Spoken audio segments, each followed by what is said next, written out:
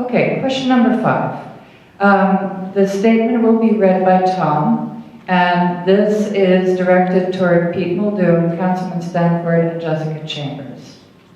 The last question, the one you've been looking for here. Yep. The Water Resources White Paper indicates that wintertime flooding due to ice formation in Flat Creek is exacerbated due to the minimal development setback that has been required in the past and sometimes allowed through exemptions.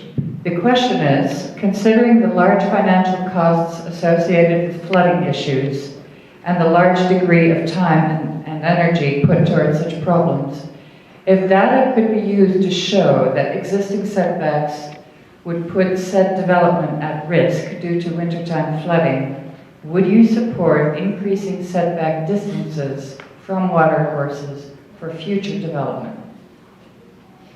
Well, I think the data is going to be really important on this, but it's certainly something I'd consider. I want to see at a minimum that the taxpayers aren't going to be paying to reduce flooding at developments that aren't utilizing proper setbacks.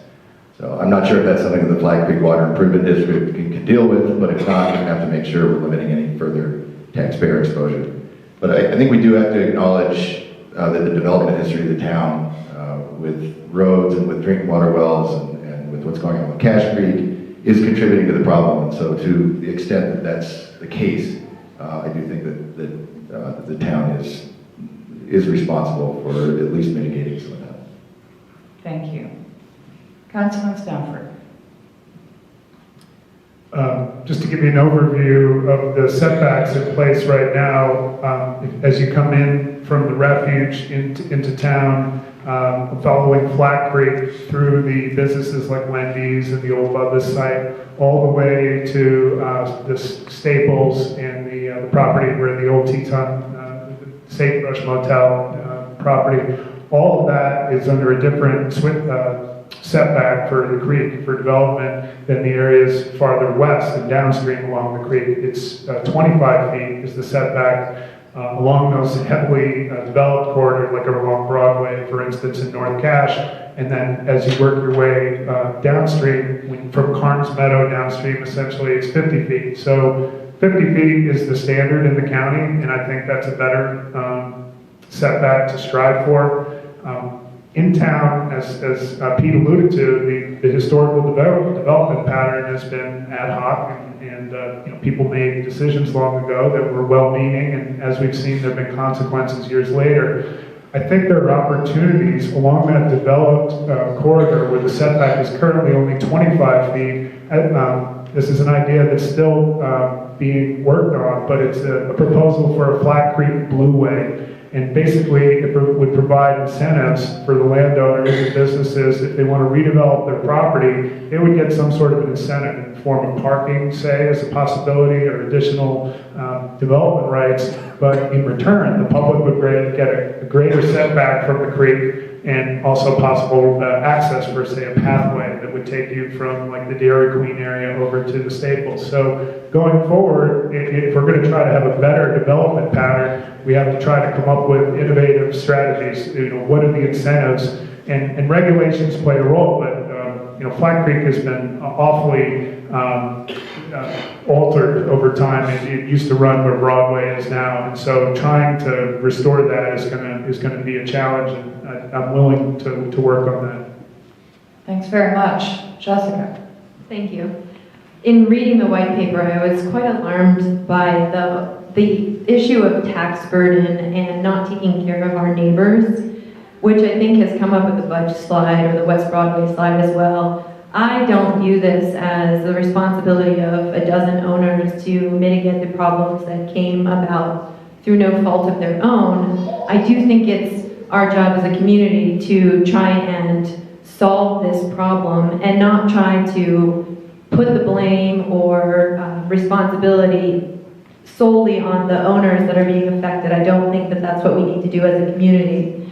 I would agree with Councilman Stanford that moving forward, the setbacks, the larger setbacks, are definitely better for the future, and we should not make any exceptions moving forward, and hopefully we'll have learned our lesson from that. And yes, we should look for alternative solutions to mitigate the flooding and freezing issues that we have. Maybe it's a crazy idea, but I thought it might be cheaper just to purchase some of these homes and raise them to the ground than try and organize the dozen property owners that are being affected and pay the cost of, warming the water to bring warmer water into Flat Creek, do the dangerous task of removing the ice when it is there and damming and flooding. But I'm sure that would be a huge hurdle to accomplish or achieve. Thank you. I think Judd had a response too. Judd? Thank you on behalf of Judd Grossman. Judd writes, yes, if increased setbacks are prudent because of flooding, I will support them.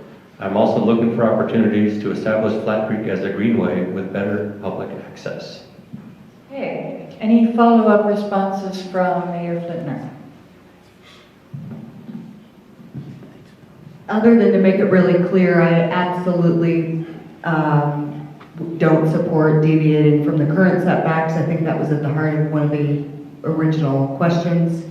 I don't believe the council has done any of that, certainly not in the 20 months I've been in office. I believe, as we've been saying all night, the theme is collaboration. We're going to have to provide some incentives to solve the problems that were a result of development that happened when there were far fewer people here. And I think if we continue to work together and cross-pollinate with expertise and government agencies, town and county, for instance, working together, we're going to be able to get it done. Thank you. Vice Mayor Levinson, any thoughts?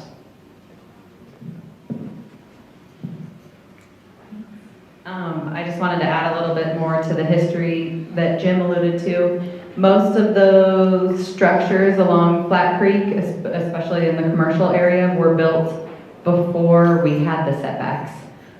So we're obviously going in the right direction, but this is still going to be a problem because we aren't going to be taking those buildings down, or at least the homes, anytime soon. And I just really want to say thank you to the Teton Conservation District for working with the town of Jackson to get the research done and to create, or help create, the Flat Creek Improvement District. Because I think that is moving in the right direction, having all the landowners and homeowners working together to address the issues. When Jim and I first started on the council, I think it was our first winter, we had some of the biggest problems with flooding. And I remember thinking, wow, I didn't know anything about this, but now I know a lot more. And just working with different private property owners is really difficult when everyone obviously wants to manage their land the way they want to. So that's where I see the Flat Creek Improvement District playing a vital role in bringing all of that together. And it's also interesting that the town of Jackson is the largest landowner along Flat Creek. All right, thank you very much. I want to compliment you all. You're so well prepared. Thanks very much for putting the time into that. Never mind your experience, hard-won experience. So thank you so much.